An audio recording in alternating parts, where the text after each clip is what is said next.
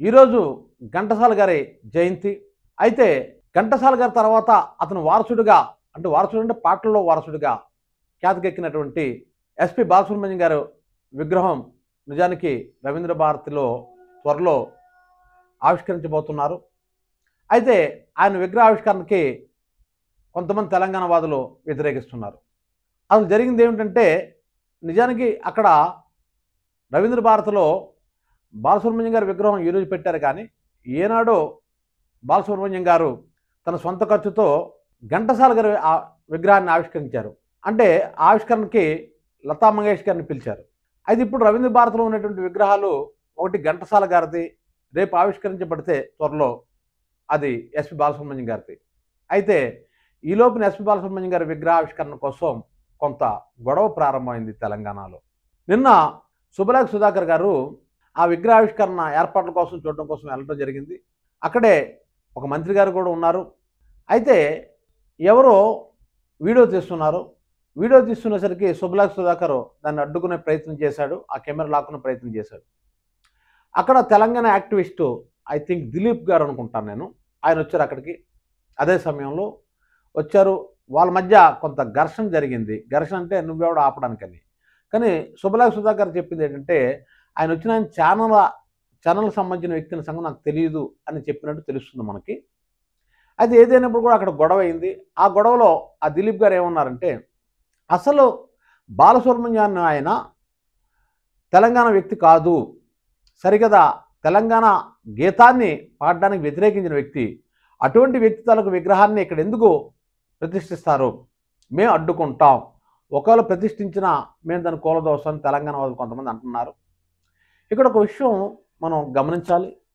వాళ్ళు అడిగే పాయింట్ కూడా కరెక్టే. వాళ్ళు అడిగింది ఏంటంటే తెలంగాణ గీతాన్ని పాడడానికి వ్యతిరేకించిన ఎస్పి బాలసుబ్రహ్మణ్యం గారి తలక విగ్రహావిష్కరణ ఇక్కడ జరగడానికి వీల్లేదు, ఇది తెలంగాణ గడ్డ, కరెక్టే. కానీ ఆయన ఎప్పుడు వ్యతిరేకించేది ఒకసారి జ్ఞాపకం తెచ్చుకుంటే మనం నిన్న వీడియోలో కూడా నేను చెప్పాను, అందశ్రీ గారి మాయమైపోతున్నాడు అమ్మో మనిషి అన్నవాడు అన్న పాట రచించిన అందశ్రీ గారే ఈ తెలంగాణ గీతాన్ని కూడా రచించారు. జై హో తెలంగాణ అనేటువంటి ఒక గీతాన్ని రచించారు. ఆ రచించిన తర్వాత ఒరిజినల్గా అందశ్రీ గారికి బాలసుబ్రహ్మణ్యం గారికి ఒక స్నేహం ఉంది వాళ్ళిద్దరి మధ్య. ఎందుకంటే ఒకసారి పాడుతా తీగ కార్యక్రమంలో కూడా అందశ్రీ గారి చేత పాట పాడించుకున్నారు ఎస్పి బాలసుబ్రహ్మణ్యం గారు. అయితే ఎస్పి బాలసుబ్రహ్మణ్యం గారి చేత ఈ పాట పాడించాలని చెప్పి అందశ్రీ గారు కోరగా ఎస్పి బాలసుబ్రహ్మణ్యం గారు స్క్రిప్ట్ పంపించమన్నారు పాటని. ఆ పాట చూశారు ఆయన. నేను పాట పాడతాను కానీ ఇందులో ఒక పదాన్ని తీసివేయాలి అని ఎస్పి బాలసుబ్రహ్మణ్యం గారు ఒక అబ్జెక్షన్ చేశారు. అదేంటంటే ఆ పదం తాలూకు అర్థం ఏంటంటే స్వయ రాష్ట్రంగా మారబోతుంది తెలంగాణ అన్న పదం, ఆ టైప్లో యాజ్ ఇట్ ఈజ్ ఇదే పదం కాదు కానీ అర్థం వచ్చేటట్టు ఆయన రాశారు. రాస్తే దానికి బాలసుబ్రహ్మణ్యం గారు అబ్జెక్షన్ చేశారు. ఎందుకంటే అప్పటికీ అది ఉమ్మడి రాష్ట్రం. పాయింట్ ఇక్కడ అర్థం చేసుకుని తెలంగాణ వాదులారా మీ అందరికీ నేను విజ్ఞప్తి చేస్తున్నాను. అందశ్రీ గారు పాట పాడమన్నప్పటికీ తెలంగాణ విడిపోలేదు. ఈ పాయింట్ మీరు కొద్దిగా క్యాచ్ చేయండి దయచేసి. ఎందుకంటే మన ఇటు ఆంధ్ర వాళ్ళు కానీ అటు తెలంగాణ వాళ్ళు అన్నదమ్ములుగానే మనం మసులుకొని ఎంతవరకు మధ్య మధ్యలో ఎవరు పనికి మనం ఏదో మాటలు చెప్పడం వల్ల మరింత కంగాలు అవుతుంది. కానీ నిజానికి సోదరులు మనంతా కూడా అక్కడ బాలసుబ్రహ్మణ్యం గారు పాడనన్నది ఆ ఒక్క పదంకి అబ్జెక్ట్ చేశారు. ఎందుకంటే అతను సమాఖ్యవాదాన్ని అతను సపోర్ట్ చేశారు. ఓకే, ఏదైనప్పుడు అప్పుడు కేసీఆర్ గారు కూడా ఆంధ్ర వాళ్ళ తాలూకా బిర్యానీ పేడలాగా ఉంటుందని ఎద్దేవా చేశారు. అదేవిధంగా ఆంధ్ర ప్రజలు కూడా, ఆంధ్ర నాయకులు కూడా తెలంగాణ వాళ్ళని ఎద్దేవా చేశారు. అవన్నీ కూడా గతం. తర్వాత కలిసిపోయాం, తెలంగాణ ప్రత్యేక రాష్ట్రాన్ని సాధించుకున్నారు, సంతోషం.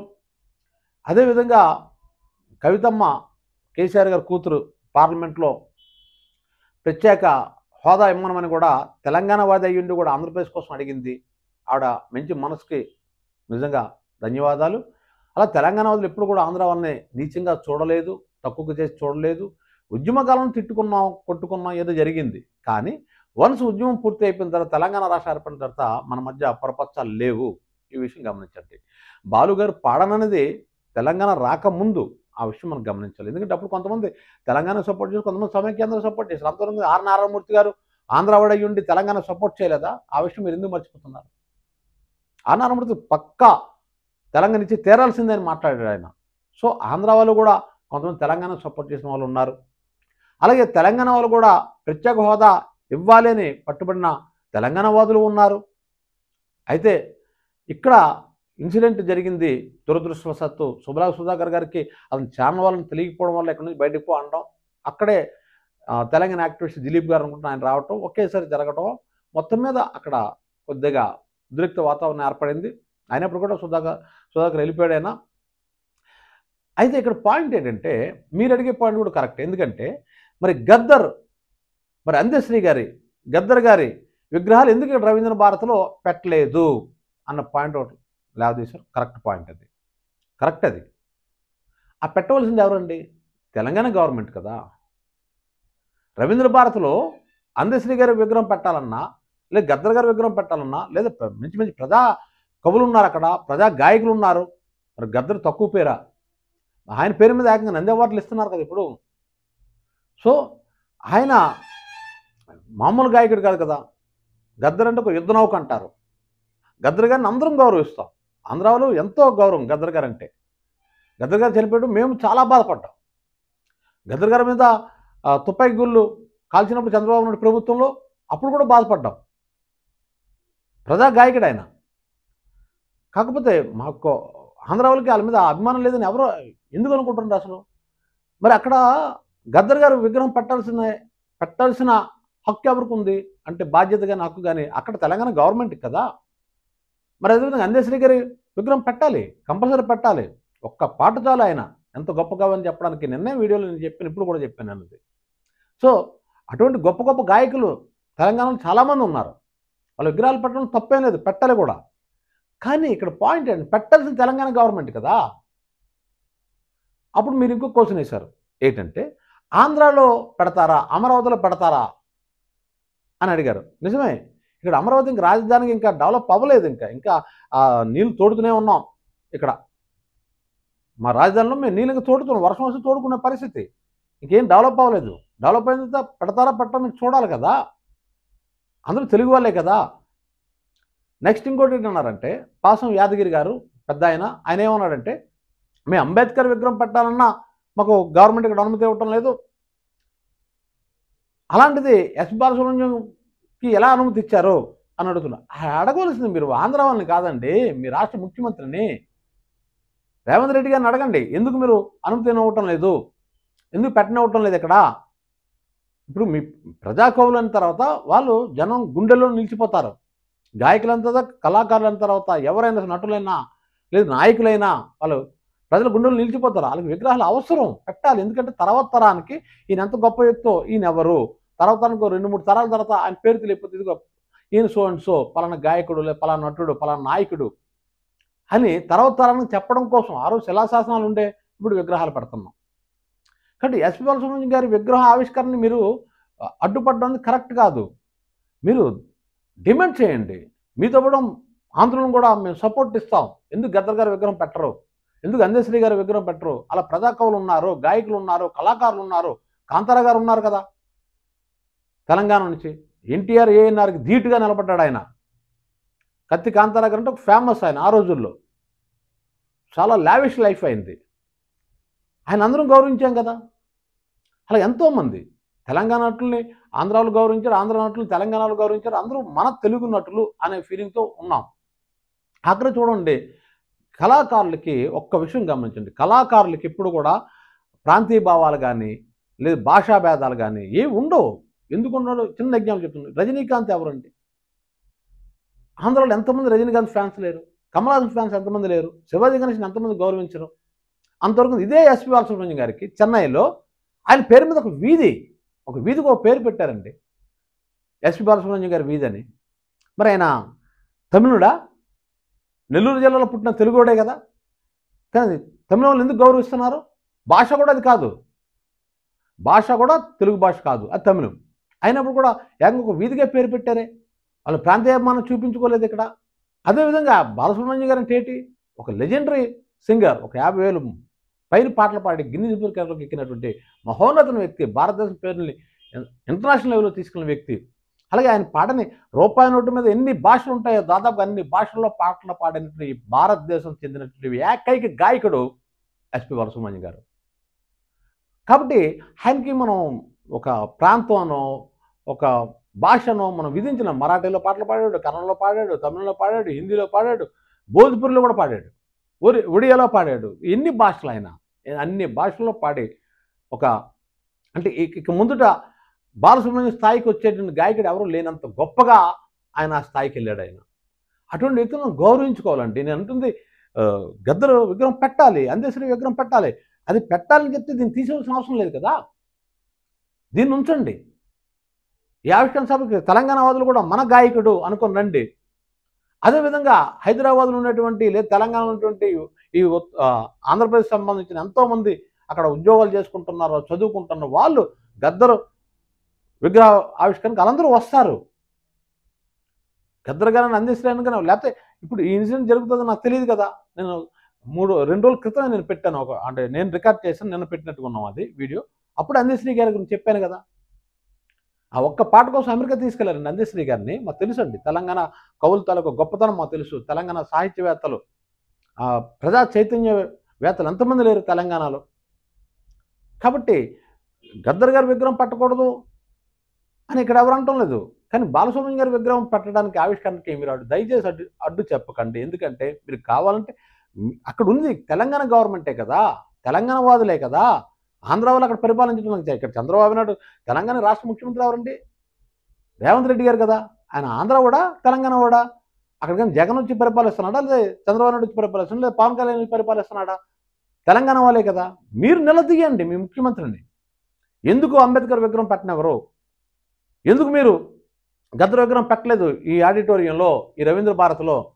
ఎందుకు మీరు అందశ్రీ గారి విగ్రహం పెట్టలేదు అని నిలదీయండి, పెట్టండి. ఎవరు వద్దన్నారు?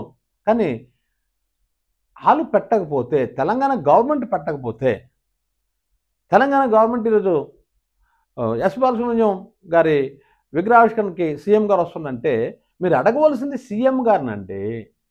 దయచేసి ఒకసారి అర్థం చేసుకోండి. మీరు అడగవలసి మీ సీఎం గారిని, మీ రాష్ట్ర ముఖ్యమంత్రిని ఎందుకు పెట్టలేదు అని అడగండి. అంబేద్కర్ విగ్రహానికి ఎందుకు మీరు అనుమతి ఇవ్వటం లేదు?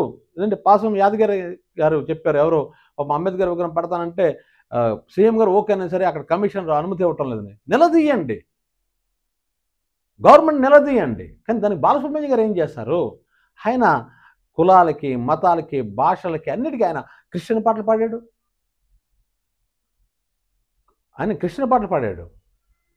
ఆయన మతం కూడా లేదు. మనం చూస్తాం ఆయన్ని, మనం బ్రాహ్మణ కులం అని పుట్టాడు అని మనం ఏదో చూస్తున్నాం. కానీ కళాకారుడి కులం ఏంటండి? కళాకారుడికి మతం ఏంటండి? మతాలకి, కులాలకి, ప్రాంతాలకి అన్నిటి అతీతమైనడే కళాకారుడు. మన చార్లీ చాప్లిన్ సినిమాను చూడటం లేదా? ఇంగ్లీష్ సినిమాలు చూడటం లేదా? భాష వేరు. మరి బ్రిటిష్ వాళ్ళు గాంధీ గారి సినిమా ఎవరు తీశారండి? ఈ దేశానికి 200 సంవత్సరాల పాటు నరకం చూపించిన బ్రిటిష్ వాళ్ళేగా తీశారు గాంధీ సినిమా. ఆ విషయం మనం మర్చిపోతున్నాం. ఎందుకంటే అది కళాత్మకంగా దీనికి అసలు ఈ దేశాలు, ప్రాంతాలు, ఖండాలు ఇవేవి అడ్డు కావు. అటువంటి అడ్డు లేనటువంటి ఒక గొప్ప గాయకుడు ఎస్పి బాలసుబ్రహ్మణ్యం. ఆయన ఎన్ని పాటలు పాడలేదు, ఎన్ని భాషల్లో పాడలేదు. ఒక భాషకు అతను పరిమితం కాదు. కన్నడంలో ఆయనకి పిచ్చి అభిమానులు ఉన్నారు, తమిళంలో పిచ్చి అభిమానులు ఉన్నారు, తెలుగులోనే కాదు. ఆయన ఏ భాషలో పాడినా ఆయన అభిమానులు అయిపోతారు. ఎందుకంటే ఆ భాషను అంత స్వచ్ఛంగా పలకగలడు, ఆ పదాలను అంత గొప్పగా పలకగలడు, ఆ ఎమోషన్స్ అంత గొప్పగా పలికించగలడు. దట్టు ఆయన పాడుతా తీయగా అనే కార్యక్రమంలో ఎంత 100 మంది గాయకుల్ని ఈ ఇండస్ట్రీకి పరిచయం చేశాడు. అదేవిధంగా ఆ పాడుతా తీయలు పాల్గొన్న తర్వాత పార్టిసిపేట్ చేసిన ఆ పార్టిసిపెంట్స్ తర్వాత జీవితంలో నిలదొక్కున్నారు. ఎన్ని జీవితాలు ఎస్పి బాలసుబ్రహ్మణ్యం గారు వల్ల అవి అంటే వాళ్ళు ఆ జీవితాన్ని పరిపూర్ణం చేసుకున్నారు, ఆర్థికంగా నిలదొక్కున్నారు, సమాజంలో గౌరవం వచ్చింది. అందులో తెలంగాణ కళాకారులు ఉన్నారు, ఆంధ్ర కళాకారులు ఉన్నారు. అంతేగాని కర్ణాటక నుంచి వచ్చిన వాళ్ళు, తమిళనాడు నుంచి వచ్చిన వాళ్ళు కూడా ఇందులో తెలుగులో పాటలు పాడి సక్సెస్ అయ్యారు. ఇదంతా మనం జ్ఞాపకం. దయచేసి మన ప్రాంతీయ భావాలు ఏవైనా ఉంటే మనం మనకు పరిమితం చేసుకుందాం. కానీ అబోవ్ ఆల్ అంటే వాళ్ళ వృత్తిలోనూ ఒక నాయకులుగాను, ఇప్పుడు పివి నరసింహారావు గారు ఉన్నారు, తెలంగాణ నాయకుడు. కానీ ఆయన ఎంత గొప్పగా మనం కీర్తిస్తున్నాం.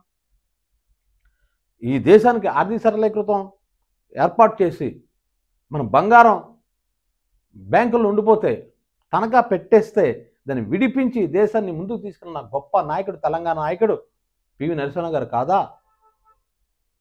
కాబట్టి ఇక్కడ మనం గొప్ప వాళ్ళని మనం ఒక ప్రాంతానికో దీనికో మనం చూడవలసిన అవసరం లేదు. మరి అదేవిధంగా మరి ఆంధ్రావిడని ఎన్టీ రామారావు తెలంగాణ ముఖ్యమంత్రి అయిన తర్వాత అక్కడ పటేల్ పట్వారీ ఇది రద్దు చేయలేదా? ఒకసారి ఆలోచించి చూడండి. కాబట్టి గొప్ప గొప్ప వ్యక్తులకి ప్రాంతీయ భావాలు కానీ, భాషా భావాలు కానీ, భేదాలు కానీ, లేదంటే మత లేదా కులం, ఇవన్నిటికీ అబౌవ్ ఆల్ అండి వీళ్ళు. సో దయచేసి నేను తెలంగాణ వాళ్ళందరికీ నేను నమస్కరించి అతి వినయంగా నేను ఇచ్చేస్తుంది ఏంటంటే, విన్నవించుకుంటుంది ఏంటంటే, అయ్యా పాసం గారు లేదంటే దిలీప్ గారు, మీ అందరికీ నేను అడుగుతున్న మాట ఏంటంటే, దయచేసి ఆ మహానుభావుడు విగ్రహావిష్కరణకు మాత్రం అడ్డు చెప్పకండి. ఆయన మనలో ఒకడు, మనతో ఒకడు, ఒక కళాకారుడు. అలాగే అదే గద్దర్ విగ్రహాన్ని ఈ ఆంధ్రప్రదేశ్లో పెట్టడం కోసం నా వంతుగా నేను ఏం చేయాలో అది నేను చేస్తాను. రేపు రాజధాని డెవలప్ అయితే ఇక్కడ ఒక ఉద్యమంలా తీస్తాం. గద్దర్ గారని, నందేశ్వరి గారిని ఎవరన్నా ఒక అభిమానమే. వాళ్ళు మేము వేరే చోట కళాకారులు మేము వేరే చూడం. అందరూ మనోళ్ళే. ఏ గొప్ప కళాకారుని మనోళ్ళే. మనం రాజ్ కపూర్ సినిమాలు చూసాం, అమితాబ్ బచ్చన్ గారి సినిమాలు చూసాం, కమల్ హాసన్ గారి సినిమాలు చూసాం, ఎంత సైగల్ పాటలు విన్నాం, ముఖేష్ పాటలు విన్నాం, మహమ్మద్ రఫీ గారి పాటలు ఎంత హైలైట్ తెలుగులో. కాబట్టి ఇవన్నీ మనం ఇళయరాజా గారు తమిళనాడులో పుట్టాడు. ఆయన తమిళనాడు వాసి, కానీ ఇళయరాజా అంటే ఆంధ్రులకి, అటు తెలంగాణ వాళ్ళకి అందరికీ ప్రాణం. అంటే కళకి ఈ భేదాలు ఉండకూడదని నేను మరోసారి సవినయంగా మనం చేసుకుంటూ, ఈ వీడియో మీకు నచ్చినట్లయితే లైక్ చేయండి, షేర్ చేయండి, సబ్స్క్రైబ్ చేయండి. Thank you very much.